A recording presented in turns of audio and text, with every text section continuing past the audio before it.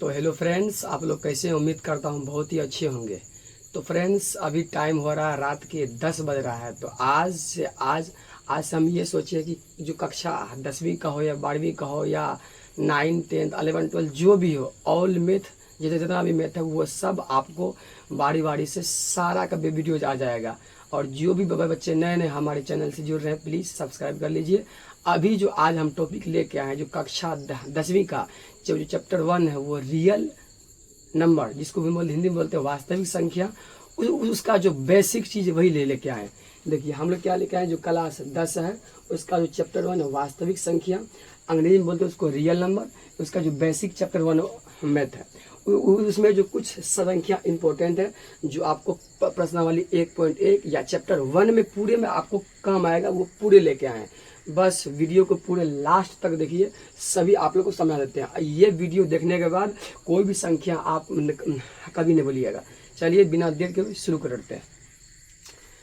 देखिए, और हाँ, ये जो संख्या भी पढ़ा रहे हैं ये बेसिक चीज़ हो गया। इसके बाद जो अगला वीडियो आएगा, जो प्रश्नावली आपका 1.1 रहेगा क्लास 10 का मैथ, उसको पूरे समाप्त करेंगे। तो आज पहले ये बेसिक चीज़ जान लीजिए। बेसिक जानिएगा तब जाके जो मैथ होता है उसका आप कड़ी या जो भी मैथ बनाते हैं तो वो आपको मजबूती मिलेगी। इसीलिए जो गणित है, कोई भी चैप्टर हो, कोई भी प्रश्नावली हो, वो पढ़ने से पहले आप उसका सबसे पहले बेसिक चीज़ जानिए।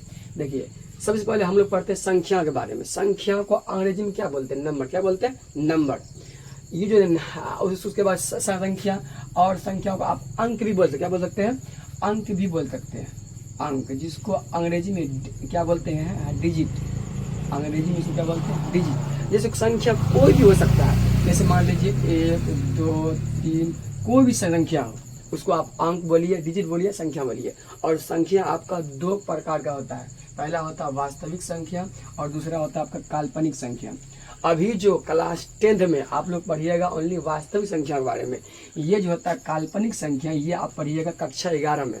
कक्षा 11 में जो इसका जो 5वां चैप्टर है सम्मिश्र संख्या, उसी में आप लोग काल्पनिक संख्या के बारे में पढ़िएगा, जिसको अंग्रेजी में बोलते हैं इमेजिनरी नंबर बोलते हैं। तो कक्षा 10 में इसकी कोई चर्चा नहीं किया गया। जो कक्षा 10 है उसमें चर्चा ओनली है वास्तविक संख्या का। चलिए, और ये जो वास्तविक संख्या, इसके अंतर्गत बहुत संख्या आती है। जैसे आप प्राकृतिक संख्या ले सकते हैं, पूर्ण संख्या, पूर्णांक, परिमेय, अपरिमेय। सबसे पहले हम लोग ये जानते हैं कि प्राकृतिक संख्या कहते किसे हैं। देखिए, ये जानने के पहले वास्तविक संख्या किसे कहते हैं। जो वास्तविक संख्या है इसको अंग्रेजी में बोलते हैं रियल नंबर। क्या बोलते हैं? रियल नंबर बोलते हैं। इसका परिभाषा देखिए, परिमेय संख्या तथा अपरिमेय संख्या के संग्रह को हम लोग क्या बोलेंगे? वास्तविक संख्या। क्या बोलेंगे? परिमेय संख्या तथा अपरिमेय संख्या के संग्रह क्या बोलेंगे? वास्तविक संख्या। और जो भी संख्या को अगर संख्या रेखा पर दर्शाया जाता है उसी को हम लोग क्या बोलते हैं? वास्तविक संख्या बोलते हैं। इसमें आप लोग -2, √2, 1/2 कुछ भी आप ले सकते हैं। ये सभी आपका क्या हो जाएगा? वास्तविक संख्या हो जाएगा। ठीक है, चलिए, ये आपका आ जाएगा, इसमें आ जाएगा। आगे देखिए, हम लोग अब जानना कि जो प्राकृतिक संख्या, इसको अंग्रेजी में क्या बोलते हैं? Natural number. क्या बोलते हैं इसको? अंग्रेजी में नेचुरल नंबर बोलते हैं। गिनती की सभी संख्या को प्राकृतिक संख्या कहते हैं। हम लोग जो भी गिनती हो, जो भी पढ़ा होता है, जैसे हम सब बच्चे होते हैं तो जो भी टीचर होता है सबसे पहले हम लोग को खोरा सिखाते हैं। इसको अंग्रेजी में टेबल पहाड़ा भी बोलते हैं। तो वो बोलते हैं सबसे पहले 1 का 1, 2 का 2, 3 का 3 सिखाते हैं। आपका वही हो जाएगा प्राकृतिक संख्या। मतलब गिनती की सभी संख्या को प्राकृतिक संख्या, और ये अनंत होती है। मतलब जैसे 1, 2, 3, 4, 5, 6, 7, 8 लेकर अनंत तक, जहां तक आप गिन सकते हैं। और जो प्राकृतिक संख्या है उसको कैपिटल N से दर्शाया जाता है। चलिए, उसके बाद जो अगला है आपका पूर्ण संख्या। पूर्ण संख्या को अंग्रेजी में बोलते हैं होल नंबर। क्या बोलते हैं अंग्रेजी में? Whole number. यहाँ लिखिए इसका परिभाषा, 0 तथा गिनती की सभी संख्या को पूर्ण संख्या कहते हैं। क्या क्या लिखे? जीरो तथा गिनती की सभी पूर्ण संख्या जाते हैं। जो गिनती की संख्या है अगर उसमें जीरो से शुरू कीजिएगा वो आपका हो जाएगा पूर्ण संख्या। जैसे आपका जीरो शुरू हो जाएगा, 0 1 2 3 4 5, इसी टाइप से आपका अनंत तक जाएगा। और इसका जो सूत्र होता है 0 + n, 0 तो आपको लगा दीजिए और n आपका क्या है? नेचुरल नंबर, मतलब प्राकृतिक संख्या है। इसमें 0 शुरू कर दीजिए, वो आपका क्या हो जाएगा? पूर्ण संख्या हो जाएगा। बहुत ही आसान है। अगला दिन देखिए, अगला हम लोग पढ़ रहे हैं पूर्णांक। पूर्णांक को अंग्रेजी में क्या बोलते हैं? इंटीग्रल्स। क्या बोलते हैं? इंटीग्रल्स बोलते हैं। वे संख्याएं जिनमें ऋणात्मक संख्याएं, शून्य तथा धनात्मक संख्या शामिल होती है उसको पूर्णांक कहते हैं। वे सभी संख्या जिसमें आपको निगेटिव संख्या भी हो, उसके बाद पॉजिटिव संख्या भी हो और आपका शून्य भी हो, जीरो भी हो, उसको हम लोग क्या बोलेंगे? पूर्णांक बोलेंगे। जैसे देखिए 0 है, 0 बीचों बीच है, 0 के जो दाएं साइड में क्या आपका +1 +2 +3 +4 +5 आदि और भी होगा। और उसके बाद 0 के जो बाएं साइड में है -1 -2 -3 -7, ये सभी मिला के आपका पूर्णांक कहलाता है। जिसमें निगेटिव भी हो, जीरो और पॉजिटिव भी हो, तीनों मिला के हो, वो आपका क्या हो जाएगा बाबू? पूर्णांक हो जाएगा। चलिए आगे देखिए, अगला है परिमेय संख्या। ये दोनों इंपॉर्टेंट है, वैसे सब इंपॉर्टेंट है, ये दोनों ज़्यादा ध्यान रखिएगा। जो परिमेय संख्या है उसको अंग्रेजी में बोलते हैं रेशनल नंबर। क्या बोलते हैं? रेशनल नंबर बोलते हैं। वे संख्याएं जिन्हें p/q के रूप में लिखा जा सकता है, जहाँ p व q पूर्णांक हो तथा q = 0 हो और p व q का HCF हो 1 हो। क्या बोला? कि ऐसी संख्या जो p/q के रूप में लिखा हो, जहाँ p और q क्या होगा? पूर्णांक हो। पूर्णांक कोई भी हो सकता है, जैसे माइनस में या जीरो में या प्लस में, और q का मान कभी भी जीरो ना हो, और p और q का जो HCF आएगा वो हमेशा एक आना चाहिए। जैसे मान लीजिए या क्या बात, जैसे मान लो जैसे यहाँ देखिए, जैसे 1/2 3/4 -5/2 0, तो 0 आपका क्या? परिमेय संख्या। क्या है? परिमेय संख्या। आप 0/1 लिख सकते हैं, लेकिन 1/0 नहीं लिख सकते हैं, क्योंकि जब 0 से का भी भाग नहीं है, इसका मतलब होता है इन्फिनाइट होता है, ठीक है ना।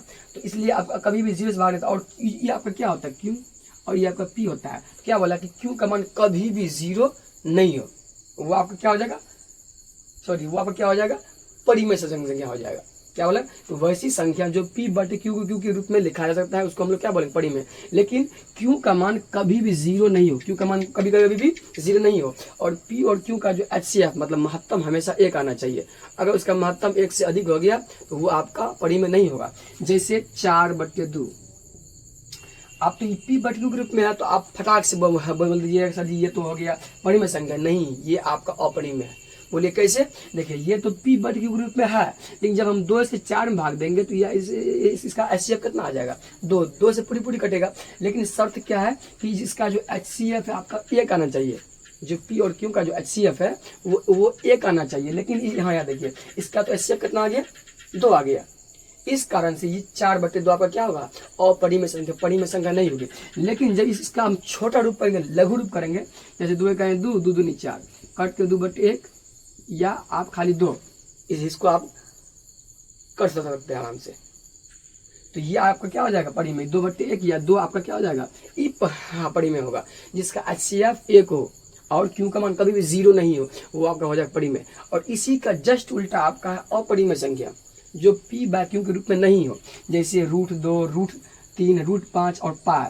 और ये जो पाई वाला क्वेश्चन बहुत इंपॉर्टेंट है, हमेशा पूछा जाएगा कि पाई कैसी संख्या है? परिमेय की अपरिमेय? तो क्या बोलिए? हमेशा अपरिमेय। चलिए आप सब सवाल है कि √4 कैसी संख्या है? जल्दी बताइए। √4 आपका क्या है? अपरिमेय, परिमेय है। आप बोलिएगा सर जी तो रूट में है, आप तो बताया कि वैसी संख्या जो p/q रूप में नहीं हो, ये तो नहीं है।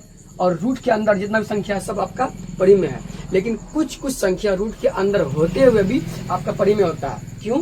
अगर कोई संख्या किसी का वर्ग होता है, जैसे 2 का वर्ग 4, 3 का वर्ग 9, 4 का वर्ग 16, इसी टाइप से जिसका आप लोग वर्गमूल निकाल सकते हैं, वो आपका परिमेय होगा। जैसे मान लीजिए √4 है, इसको हम लोग कैसे निकालेंगे?